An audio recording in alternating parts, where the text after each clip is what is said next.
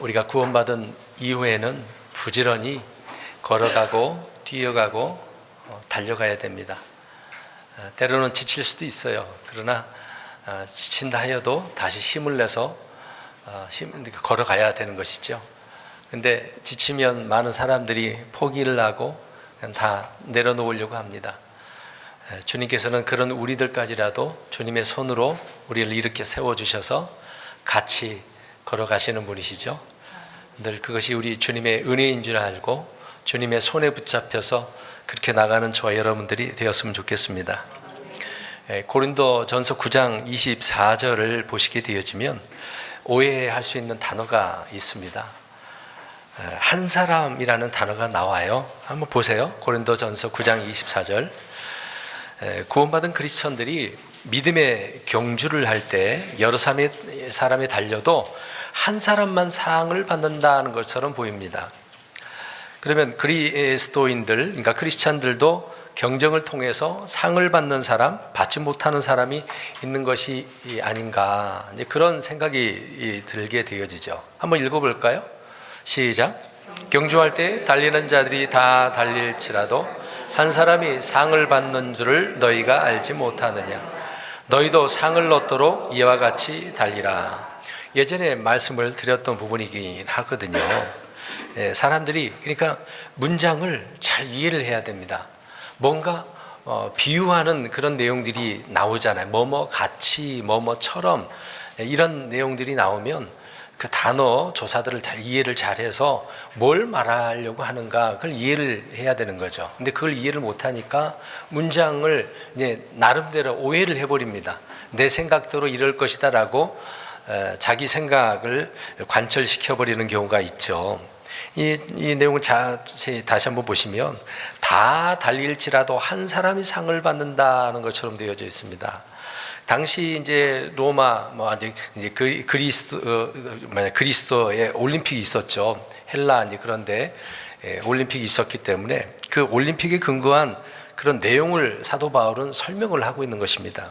선수들이 경쟁을 해도 우승자는 한 명인 거잖아요. 100m 달린다면 우승 1등이 있잖아요. 물론 2등, 3등도 있겠지만 1등을 사람들이 최고로 쳐주지 2등, 3등은 별로 그렇게 귀하게 생각은 하지 않는 면이 있습니다. 그러니까 우승자는 한 명이라는 얘기죠. 선수들은 그래서 우승하기 위해서 모든 일에 절제를 하면서 훈련을 얼마나 하겠습니까? 특히 이제 지금 4년마다 하는 올림픽 참가를 하려고 국가대표 뽑힌 그 이후에 엄청난 노력을 하잖아요. 집도 제대로 못 가고 먹을 것도 제대로 못 먹고 많은 훈련을 그렇게 합니다. 특히 이제 금메달을 따기 위해서는 치열한 경쟁이기 때문에 엄청난 노력이 필요한 거죠. 그렇게 노력을 해도 1등, 1위였던 사람이 그냥 패배해버리는 경우가 허다한 경우도 많이 있습니다. 그러니까 사도 바울은 성도들이 우승을 위해서 전력을 하는 이런 선수들처럼 우리도 믿음의 경주를 해야 한다라는 의미로 말씀을 하고 있는 것입니다. 근데 잘 보면 하나님은 선수들을 1위부터 꼴찌까지 이렇게 세워서 1등에게만 관을 주시겠다라고 그렇게 생각을 하면 오산이겠죠. 본문이 말하는 것은 1등 한 사람에게만 주는 것이 아니라 그 뒤에 문맥을 보면 이와 같이 어떻게 하라고 그랬습니까? 24절 끝부분에 이와 같이 이거 안 읽으셨어요? 달리라.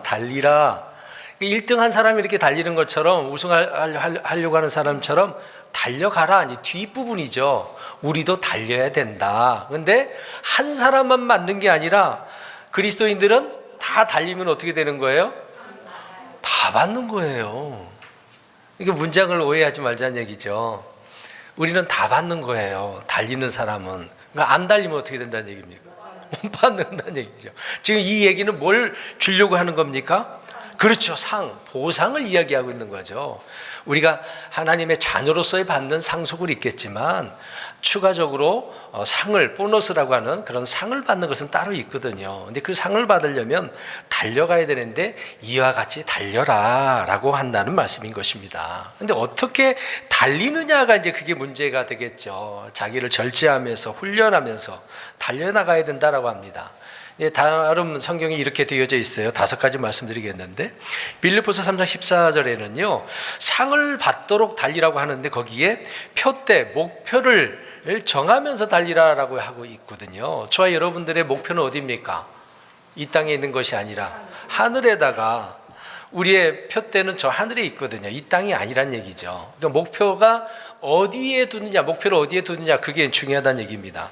그러니까 그걸 목표로 하고 달려야 된다, 그래야 상을 받는다라고 성경은 말씀하고 있습니다.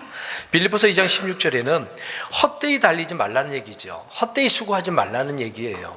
아니, 우승을 해야 되는, 달려가서 상을 받아야 되는데 다른 거 무슨 생각할 필요가 뭐 있겠습니까? 이것저것 잴 필요도 없는 거고 그냥 앞만 보고 달려나가는 거죠.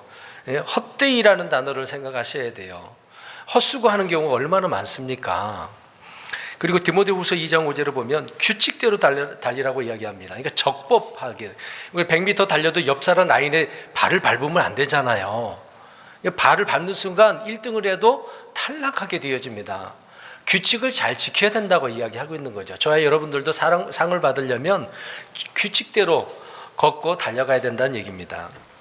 히브리서 12장 1절에는 모든 무거운 것과 얽어매는 것들, 그런 죄들을 떨쳐버리라고 그랬어요.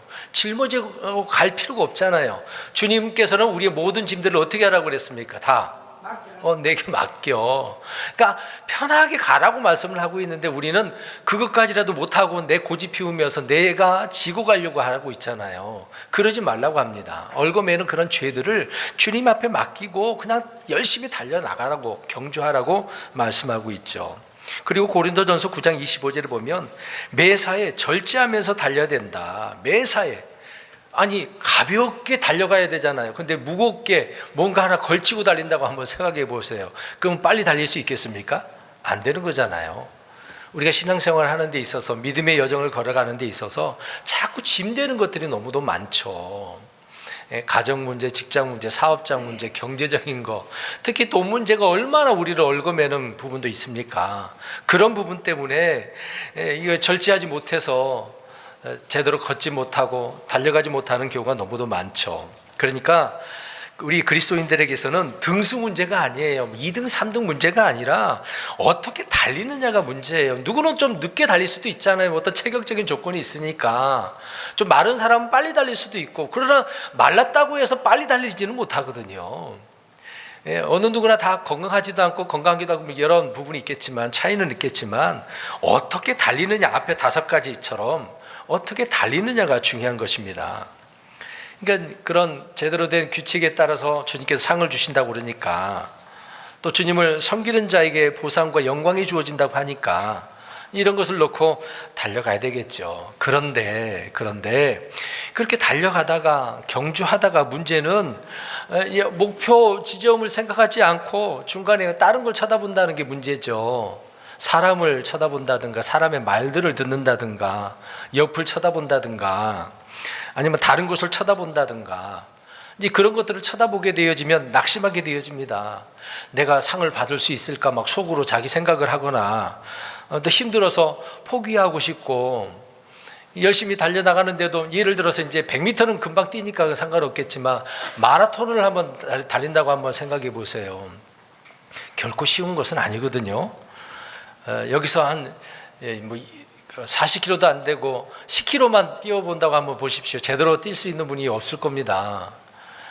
그 제대로 된 페이스에 따라서, 속도에 따라서 계속 10km 뛴다는 거 쉽지가 않거든요. 그래서 힘들어서 포기하고 싶은 거죠. 때로는 누가 알아주지 못한다고, 알아봐 줬으면 좋겠는데, 나를 쳐다봤으면 좋겠는데, 그런 사람도 없고 나 혼자만 걸어가는 건가? 굉장히 외롭기도 하고 그렇죠.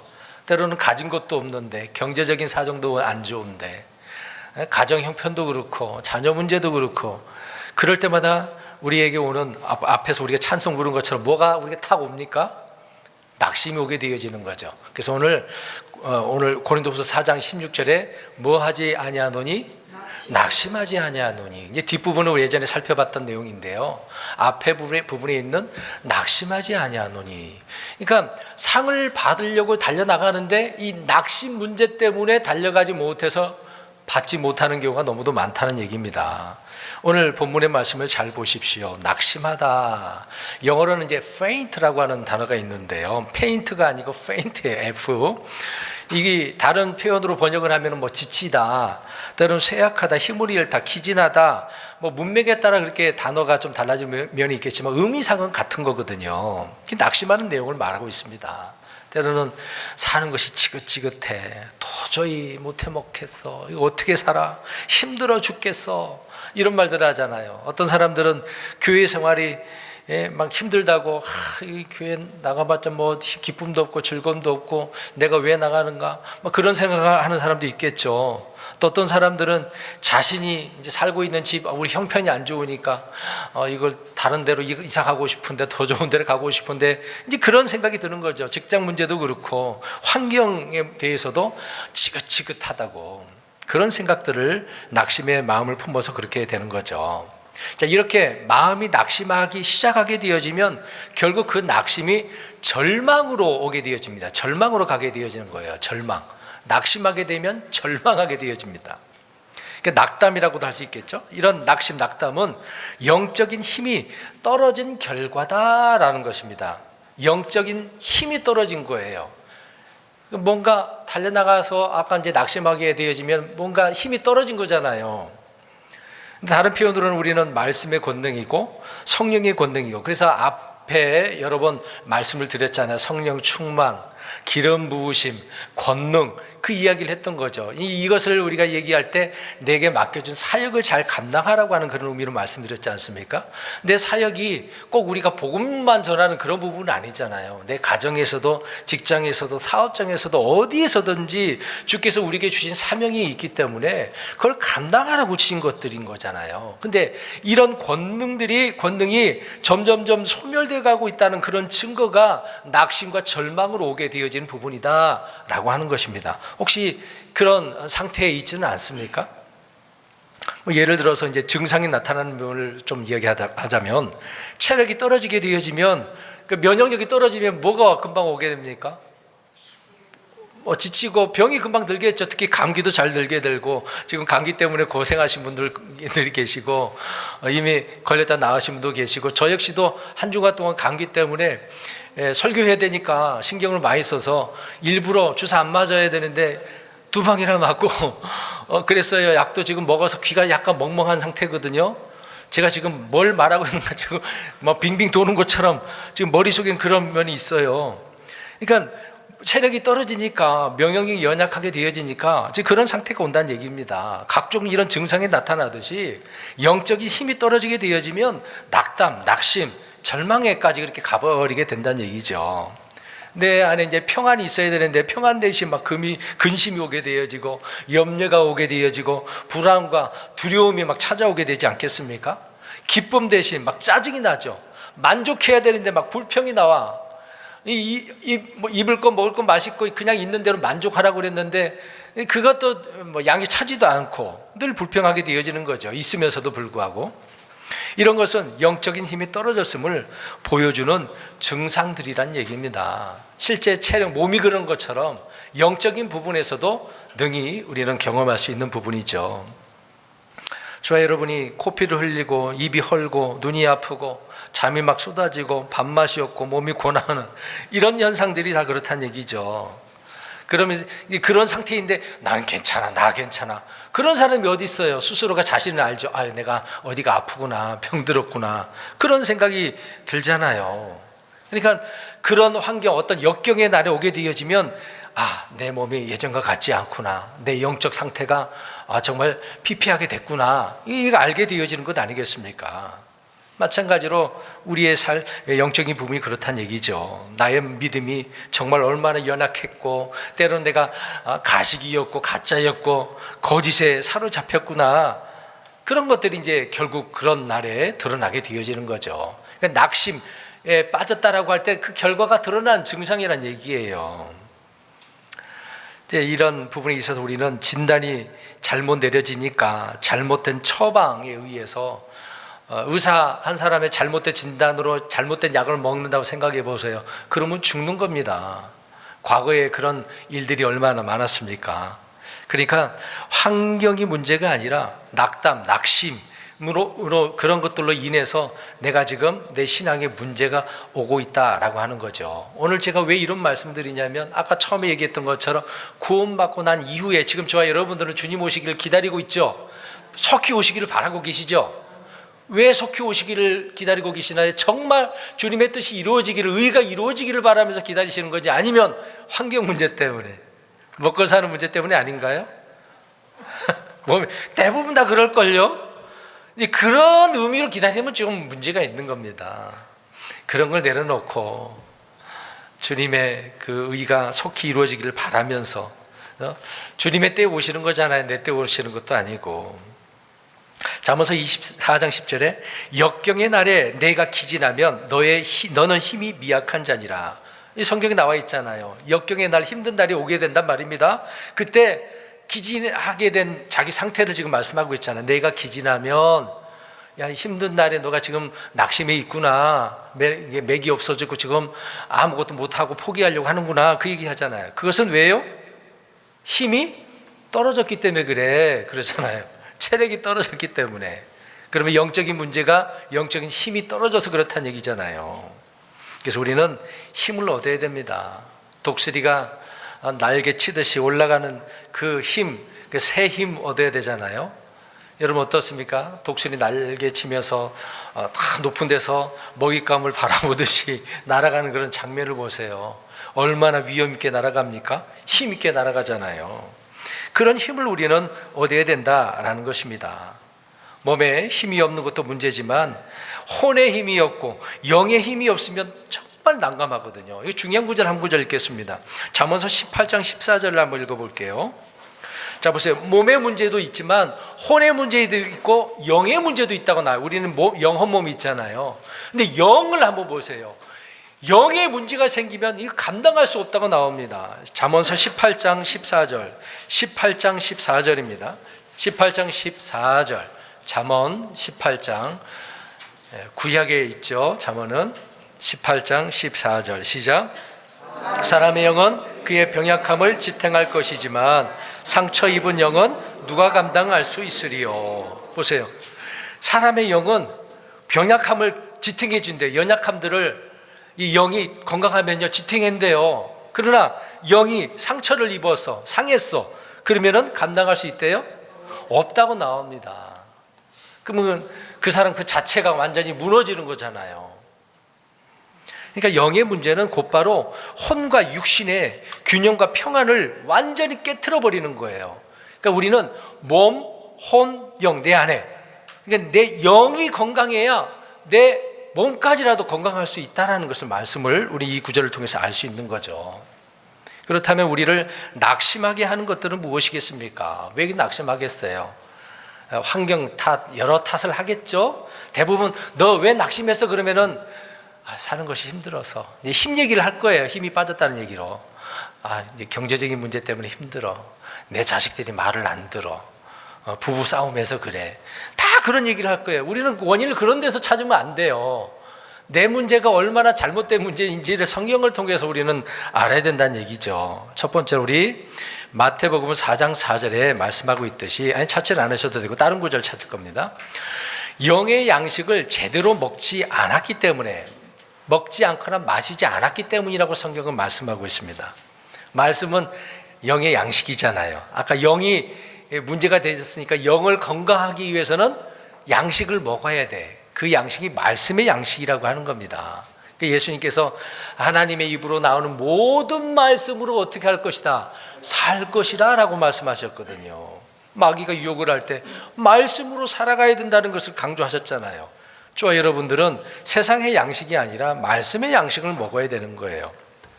우리 아모스서 8장 11절에서 13절 보겠습니다. 잘 아는 내용이고 인용하는 구절입니다. 이것이 과거에 있었던 선포된 말씀이지만 지금 이 시대에도, 앞으로 환난 때도 그러겠죠. 지금 이 시대는 심각합니다. 아모스서 8장, 구약 아모스서 8장 11절에서 13절입니다. 아모스서 8장 11절에서 13절. 아모스서 8장 11절 시작.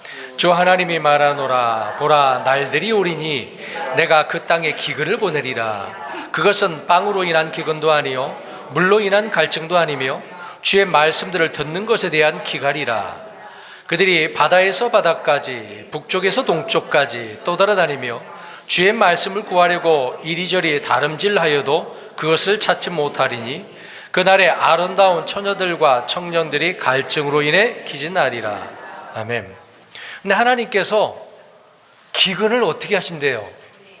보내신대요. 왜 기근을 보내시겠어요? 하나님께서 일부러겠죠. 뭔가 이유가 있어서 그러겠죠. 터무니없이 보낸 건 아니잖아요. 하나님께서 사람들을 괴롭히려고 하는 건 아닙니다. 이 기근을 통해서 뭔가 깨닫게 하시려고 하는 거잖아요. 근데 기근을 보냈는데 어떤 기근의 문제라고 이야기합니까? 말씀들을 듣는 것에 대한 거라고 그랬어요. 듣는 거. 그러니까 잘못 듣는 거잖아요. 잘못 전하고 잘못 듣는 문제가 되겠죠. 그러니까 귀가 열려야 돼요. 귀에 할례가 돼야 돼요. 귀가 거듭나야 된다는 얘기입니다. 근데 사람들이 예를 들어서 제가 A라고 말했는데 B로 듣는 사람이 있어.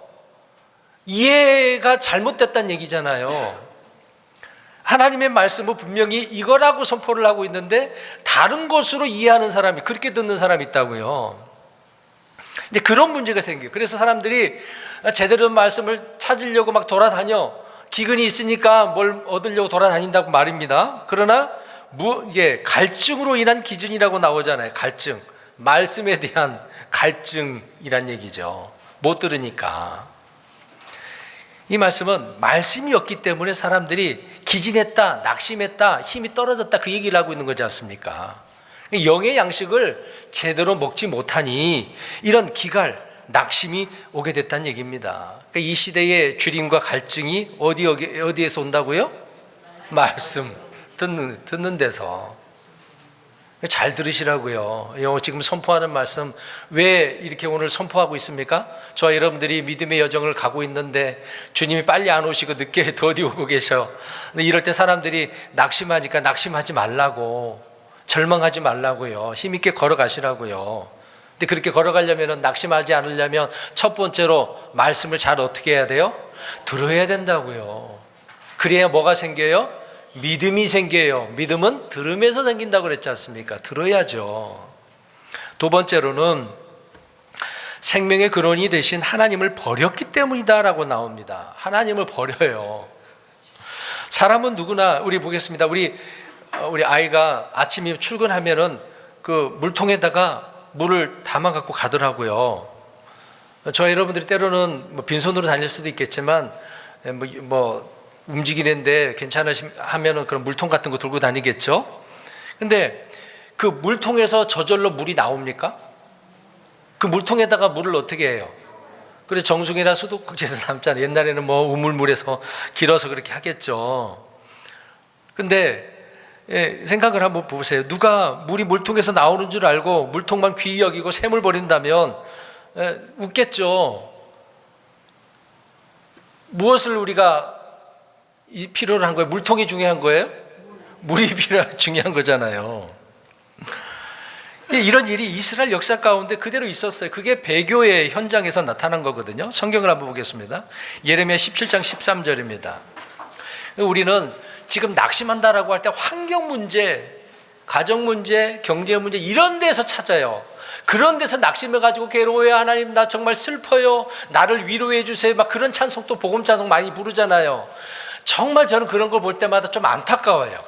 좀 그걸 뛰어 넘어가야 돼. 그런 거는 아무것도 아니야. 문제를 쉽게 해결할 수가 있어. 못 찾으셨어요? 예레미야 17장 13절. 그러니까 제가 얘기할 때는 9절부터 외우라고요. 17, 13, 17, 13. 예레미야 17, 13. 중요한 구절입니다. 17, 13. 시작. 오 주여, 이스라엘의 소망이시여, 주를 버리는 모든 자들은 수치를 당하겠고 나를 떠나는 자들은 땅에 기록되리니 이는 그들이 생수의 샘이신 주를 버렸기 때문이라. 생수의 샘이 우리 주님이시잖아요. 그 주님을 어떻게 했다고요? 버려. 물통만 귀하게 여긴다는 얘기예요. 그러니까 샘은 물은 생각도 안 하고, 샘 물이 중요한 건데 지금 이스라엘 백성들은 생수의 근원이신 주님을 버렸다고 나오지 않습니까? 사람들은 생명의 근원이신 주님을 버리고 이게 어떤 생명을 조금 담고 있는 그런 것들에 매달리는 현상들이 얼마나 많습니까? 우리는 붙잡을 필요도 없는 것들을 붙잡고 있잖아요. 그것이 내게 생명을 가져다 주는 것처럼, 내게 뭔가 큰 것을 가져다 주는 것처럼 그런 것들을 붙잡고 있는 거죠. 그게 경주하는 자의 자세가 아니잖아요. 경주하는 자들 그런 것들을 다 어떻게 하라 그랬어요? 떨쳐버려야 돼요. 그런 거 붙들고 어떻게 달려갑니까? 지쳐버리는 거죠. 계속해서 이것도 필요한데 저것도 필요한데 그러다 보면은 뒤에 메고 있던 가방이 얼마나 무겁겠습니까? 짐들이 얼마나 무겁겠어요. 짐이 무거우면은 걷지 못하는 거죠. 예전에 우리 철로역정 만화 영화 봤잖아요. 애니메이션. 그 전도자 기독도가 너무나 짐이 많아 버리라고 그랬는데 계속 지고 짐이 늘어나. 그러지 말라고 했는데, 여러분, 뿌리를 잘라서 버리면 가지와 잎은 어떻게 되겠습니까? 말라 죽죠. 당연한 이치 아닙니까? 뿌리가 가지를 지탱하는 건데 머리가 몸을 지탱한다고 하지 않습니까? 그럼 주님이 우리의 생명을 지탱하는 건데 그 지탱하시는 주님을 버려요? 근데 이스라엘이 어떻게 했어요? 버렸잖아요. 너무나 가볍게 버렸어요. 가나안 땅에 들어가자마자 그냥 다 버려버렸어.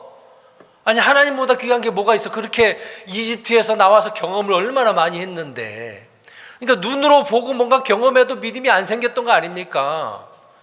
말씀을 지금 듣고 믿음이 생겨서 주님을 붙잡으라고 말씀을 드리고 있는데, 여전히 그리스도인들도 먹고 사는 문제 때문에, 환경 문제 때문에 낙심해가지고 하나님을 버려요. 예레미야 이번에도 예수께서 그렇게 읽었습니다마는요, 그 내용에 보면 우리가 하늘의 영광을 섬길 때는 더 잘 됐었어, 그렇게 나오잖아요. 하나님을 믿을 땐 잘 안 돼, 이런 식으로 나오는 거죠. 그러니까 다른 것을 믿을 때는 잘 됐다라고 생각을 오해하고 있는, 착각하고 있는 거죠. 그러니까 하나님께서 그 우상을 섬겼던 거 망가뜨려 놓으니까 어떻게 되겠어요? 제대로 되겠습니까? 그러니까 두 번째로는 하나님을 버리니까 낙심이 오는 겁니다. 환경 탓하지 마시라고요. 첫 번째는 뭐라고요? 말씀의 문제, 듣지 못한 문제. 두 번째로는 생수의 근원이신 하나님을 버린 거. 자, 세 번째로는 하나님과 하나님의 말씀을 불신할 때 낙심하고 절망하게 되어집니다. 불신이에요. 여러분, 이건 계속해서 출애굽 사건을 통해서만 보면 알 수 있는 내용이지 않습니까? 함께 순례길을 가는 형제들이 우리를 가장 힘들게 하고 낙심케 하는 경우가 많거든요. 이스라엘 백성들이 이집트에서 나와서 광야 생활하고 가나안 땅에 들어가기 위해 정탐꾼을 보냈어요. 정탐꾼을 보냈는데 10명이 어떤 보고를 합니까? 좋은 보고가 아니고 부정된 악담을 해요. 절망하게 만들어요. 본인들의 생각을 말하니까 온 백성들도 어떻게 했다고 그랬어요? 네, 낙심했어요. 절망했어요. 포기하고 우리가 여기 왜 이제 가려고 하느냐, 죽으려고 가느냐, 별 일들이 다 나오는 거죠. 그래서 신명기 1장 28절에 모세가 이 이야기를 쭉 하지 않습니까?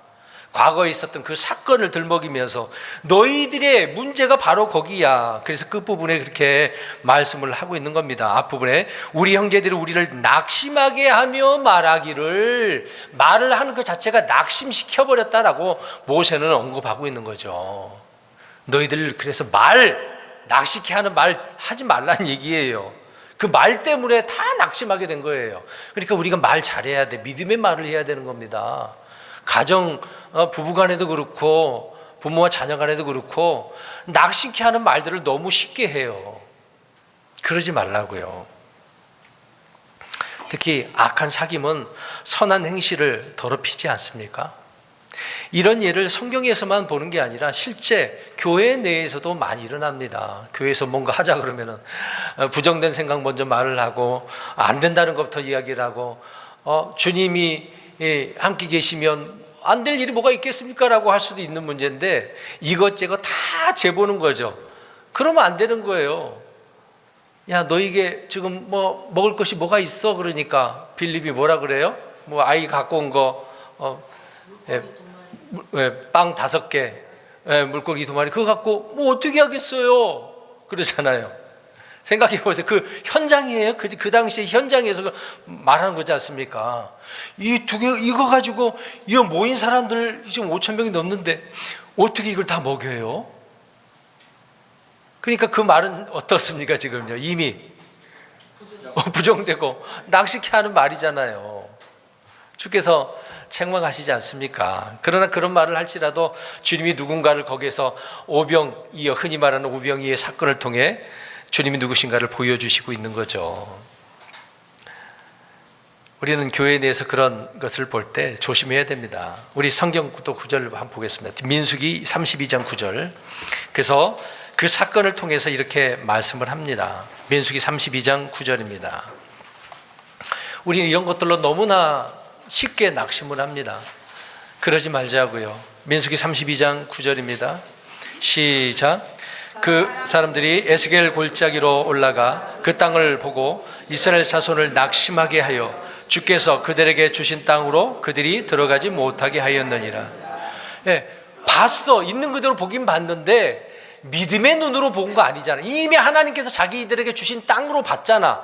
그 안에 어떤 무리가 어떤 자들이 있다 할지라도 하나님이 지금 우리와 함께 하셔서 능히 이길 수도 있는, 승리할 수도 있는 부분 아닙니까? 그러면 저들을 무찌를 수 있다는 생각을 하고 아무것도 아니라고 해야 되는데 그대로 보고했어. 근데 그 보고하는 말이 낙심케 하는 그런 말이었다는 얘기잖아요. 근데 그 뒤에 구절을 보세요. 그들이 들어가지 못해. 그 말로 들어가지 못하게 한 거예요. 가야 되는데 안 가려고 했다는 얘기죠. 그 말 듣고 낙심하게 하여. 이게 어떻게 보면 큰 죄죠. 말 하나가.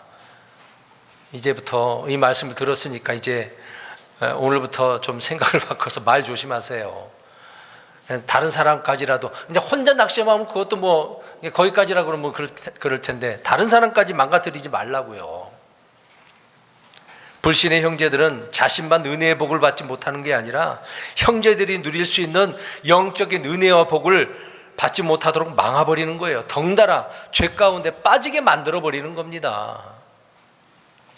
우리는 서로 사랑하고 서로 위로하고 격려하고 세워주고 짐을 나누어주고 섬기고 돌보아가는 그런 믿음의 길을 걸어가야 되는 거 아닙니까? 그래야 되는데 못하게 해버리고 배나 지옥 자식 만들어버리는 이런 일이 있어서 되겠어요? 또 성경 구절 봅니다. 히브리서 12장 15절. 이게 경고의 말씀으로 주고 있는 거, 신약에도 그래서 말씀을 하고 있는 겁니다. 히브리서 12장 15절입니다. 12장 15절, 12장 15절 시작. 부지런히 살펴 하나님의 은혜에 이르지 못하는 자가 없게 하고 또 쓴뿌리가 돋아나 너희를 괴롭게 하여 많은 사람이 그것에 의해 더럽혀지지 않게 하며. 자, 앞에 보면 살펴보란 얘기죠. 하나님의 은혜에 이르지 못하는 자가 없게 하고 다 은혜에 이르도록 목회자는 이런 부분에 있어서 잘 가르쳐야 되겠죠. 그래서 오늘 말씀을 드리는 거지 않습니까? 그 다음에 뒤에 보면 쓴뿌리가 돋아나지 못하도록 괴롭게 하는 것들, 이것으로 더럽히지 못하도록 해야 된다는 얘기죠. 부정된 말들, 자꾸 안 된다는 것들, 이런 것들을 어떻게 만들어야 되는 것입니다. 그러니까 우리는 이 불신이 문제예요. 불신, 못 믿는 거. 아니, 사람의 말 못 믿을 수도 있어요. 그러나 주님의 말씀은 어떻게 해야 됩니까? 믿어야죠. 신뢰해야죠. 주님의 말씀이라면 두말하면 잔소리예요. 100%니까요. 네 번째로는 저와 여러분의 성장하지 않는 모습, 열매가 없는 그런 모습이 낙심하게 만드는 겁니다. 성장하지, 이렇게 우리가 다시 태어났으면 말씀의 젖을 통해서 자라나야 돼요. 자라나면서 열매를 이것저것 맺어야 되는 겁니다. 처음에는 뭐 조금만 맺을 수도 있겠죠. 그러나 더 많은 열매 맺어야 된다고 성경은 말씀하고 있지 않습니까? 근데 오늘도 넘어지고 미끄러지고 자빠지는 그런 죄와 허물, 불법이 우리를 넘어뜨리는 거잖아요. 육신의 일들로 인해서.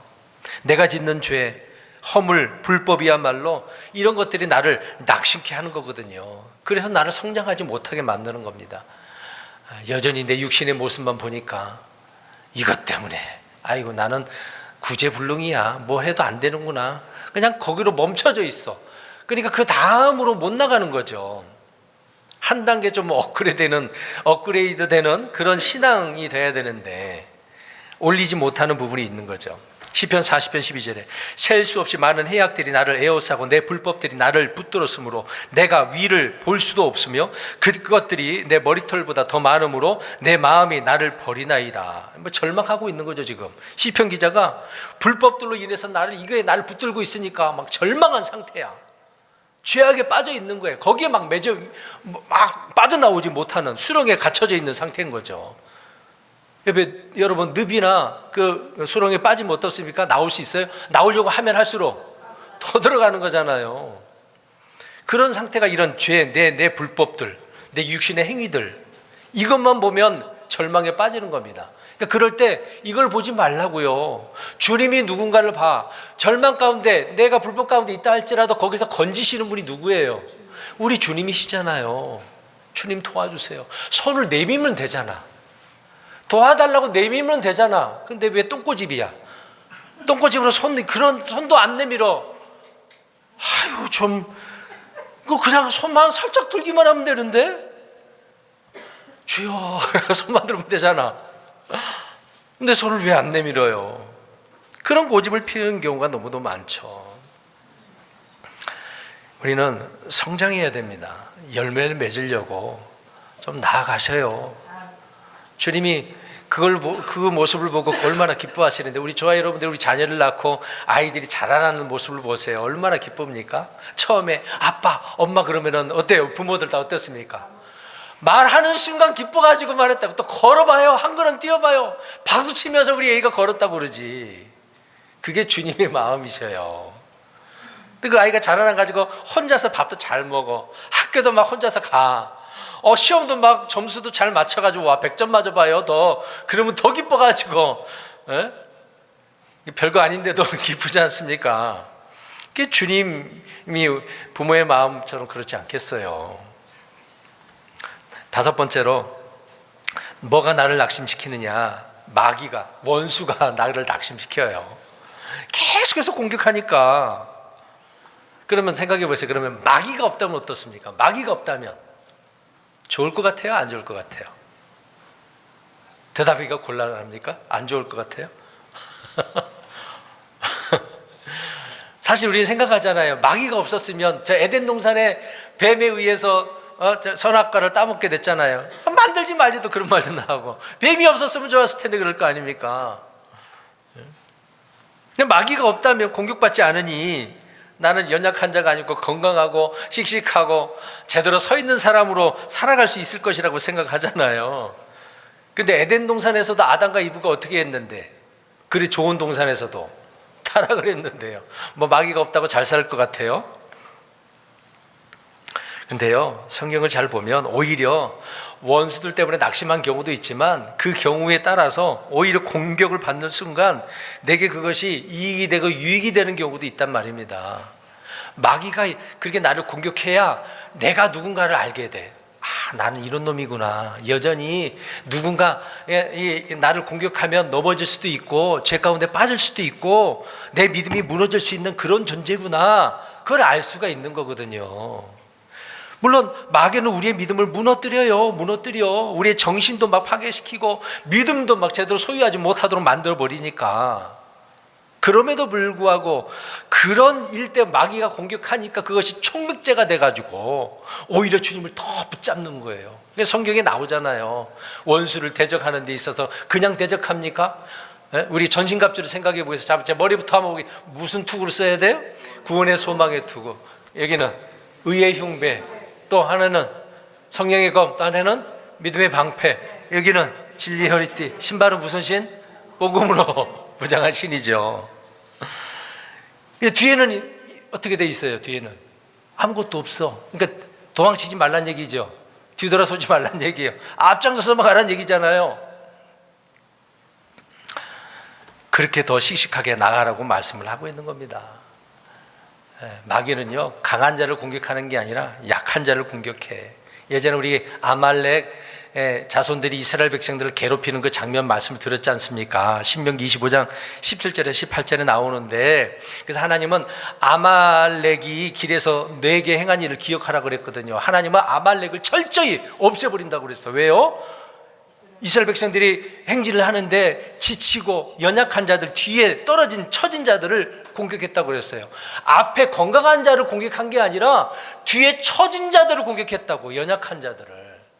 마귀는 그래, 늘 그렇게 공격한단 말입니다.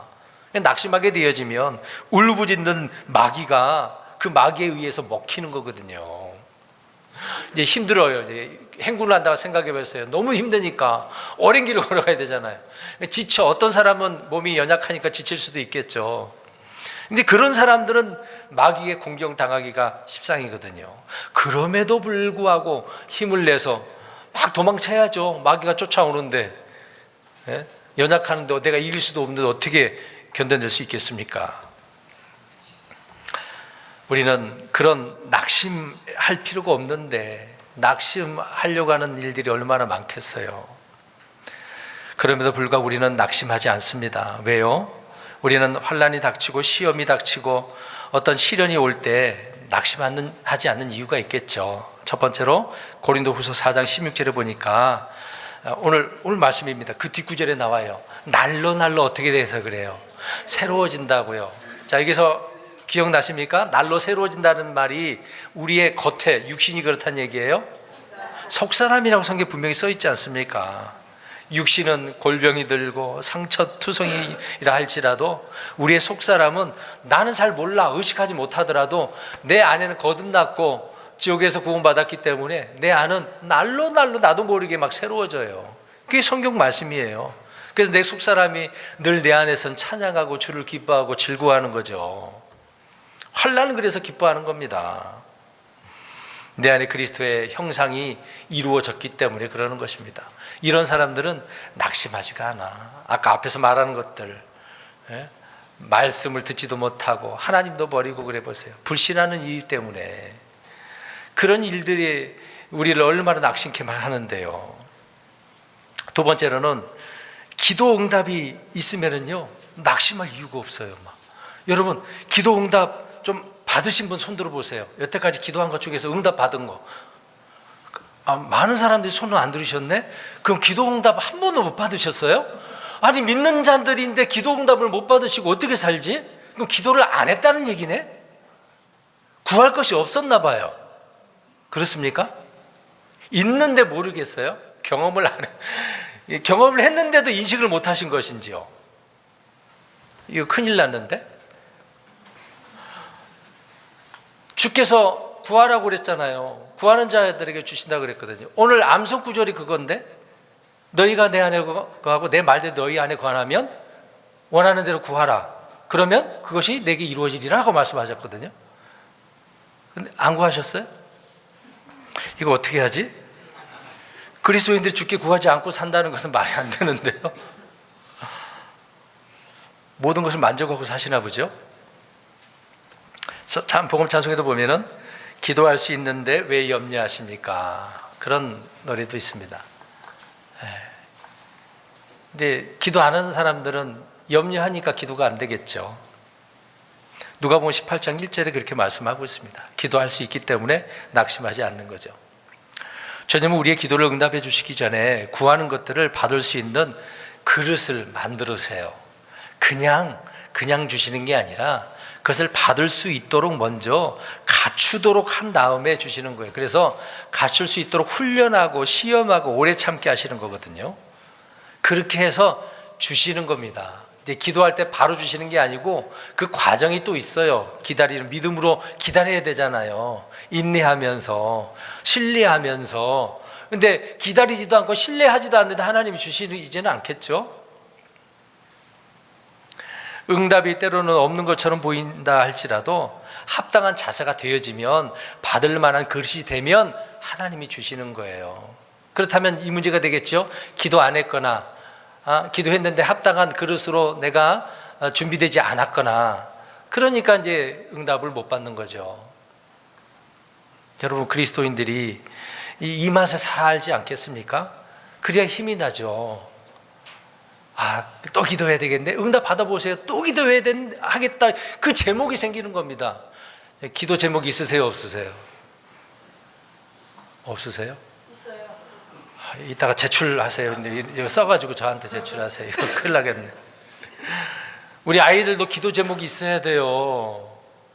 기도 제목도 없이 그냥 학교 왔다 갔다 교회 왔다 갔다 의미 없이 그렇게 살지 마세요. 준비된 사람이, 기도로 준비되는 사람이 돼야 되는데 준비 없이 어떻게 그렇게 하겠습니까? 어떤 일을 하더라도 기도해서 응답받고 더 힘이 나면 더 하겠죠. 세 번째로 간단한 내용입니다만은 때가 되면 거둘 것이 있기 때문에 낙심하지 않는 겁니다. 거둘 것이 있기 때문에. 수확이잖아요. 걷어들이는 거 있지 않습니까? 열매가 없다고 더디다고 낙심하는 경우가 너무도 많아. 하나님 내게 왜 이것뿐이에요? 여기 컵을 보세요. 물이 얼마만큼 담겨져 있습니까? 제가 아까 여기까지 채웠었는데 지금 이만큼 먹었어요. 근데 얼마 남은 거예요? 이만큼이에요? 사람들이 이제 표현이 되겠죠. 이만큼이라 할 수도 있고 요만큼이라도 표현할 수 있겠죠. 그래서 많이 이 정도 남았네 그렇게 표현하지 않습니까? 어떤 생각을 하고 우리가 말하냐 행동하느냐가 중요한 것입니다. 하나님이 주신 것이 요만큼이라고 생각하지 말고 이것도 얼마나 큰지도 우리는 깨달아야 되는 거거든요. 별거 아닌 것처럼 보이지만 그게 내게는 엄청난 것일 수도 있거든요. 그러니까 더딜지라도 낙심하지 마세요. 때가 되면 정한 시간에 거두니까. 기도 응답도 그래서 기다리는 겁니다. 네 번째로는 주님을 깊이 생각하는 사람은요 낙심하지 않습니다. 오늘도 생각하고 내일도 생각하고.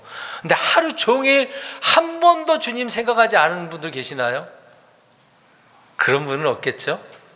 우리 아이들 어떻습니까? 아무 생각 없었나요? 유튜브 며칠 전에 아침에 이제 교회 오려고 오는데 아침에 학생 둘이 학교 가려고 있었는데 둘이 갑자기 뭘 보고 있는 거예요. 휴대폰을 보고 있는데 유튜브 쇼츠 막 둘이 올라가면서 막 이렇게 올리면서 쳐다보고 있어. 저게 뭔데 이렇게 계속 쳐다보고 있지? 학교 안 가고? 희한하더라고요 학생들이. 왜 그런 데만 빠져 있는지 모르겠습니다. 저 여러분들이 그렇게 한 곳에만 따로 빠져 있지는 않으신가요? 저 주님도 생각할 줄을 사색 좀 할 수 있었으면 좋을 것 같습니다. 묵상할 수도 있는 사람이 돼야 되겠죠. 생각한다는 것은 묵상하는 겁니다. 주님을 읊조리는 겁니다. 내 입으로도 마음으로도 생각으로도 그것이 내 삶으로 드러나는 것이니까.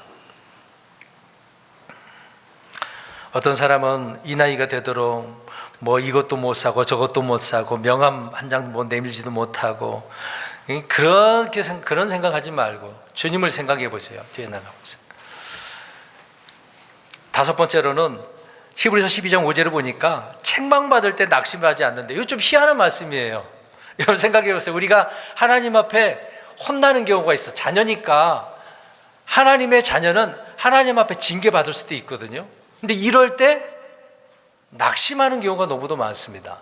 그러나 오히려 징계받는 것이 내게 유익이라고 성경은 말씀하고 있기 때문에 그것이 바로 히브리서 12장에 보면은요 의의 화평의 열매를 맺는데요 거룩함에 참여하기 위해서라고 말씀을 하고 있습니다. 그렇다면 혼나는 것도 어떻단 얘기예요?